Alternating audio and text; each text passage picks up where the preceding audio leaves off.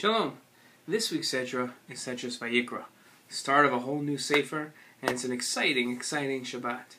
Well, this week's Sedra, we're going to examine the physical world, and the physical world really presents us a challenge. Let me explain. We look at the internet, and a latest study, which working with teens all my life doesn't surprise me, which says that the more time a teen spends on the internet and on his computer, the more likely that they are to suffer from depression. It doesn't surprise me at all, and truth be told, I wouldn't be surprised if we could extend that same observation to adults. The physical world is a double-edged sword. It presents us with tremendous benefits, but at the same time presents us with some dangers. And I'd like to examine that balance between the benefit of the physical world and the dangers that it presents. And to do so, I'm going to examine an interesting mitzvah in our Sedra having to do with salt and korbanos. With a little understanding of the Ramban, I think that the reader will leave this Dvar Torah with an understanding of exactly what the physical world can give us and can distract from us. Ideally, our relationship to God shouldn't be physical at all. God is not physical, and therefore our relationship with Him should really exist in the abstract, in our hearts and in our minds. That's really where the relationship with the Kadosh Baruch Hu exists.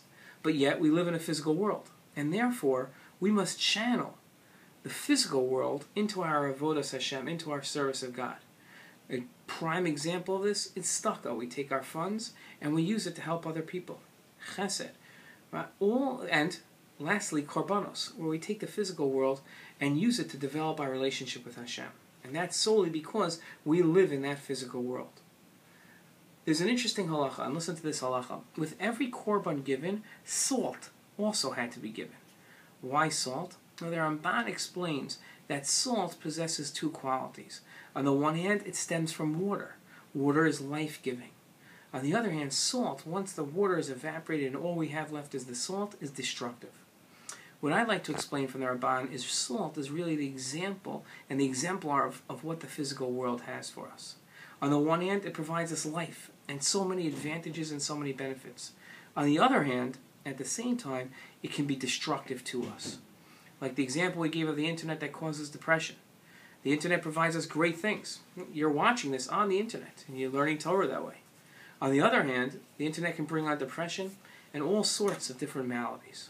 It's a balancing act. And what the salt that we gave with the korban reminded us of is, yes, you're channeling the physical into avodas Hashem with the giving of this animal as a korban. But at the same time, remember, the physical world also presents us with a danger. And that's why every korban had to be given with salt. At the same time, salt doesn't only remind us of the days of the korbanos, but today as well. We use salt when we cut our challah on Shabbat and we dip it into salt for a very specific reason.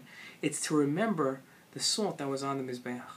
This Shabbat, as we're cutting our challah, or as we're watching somebody else cut our challah, we see them dip that challah into salt.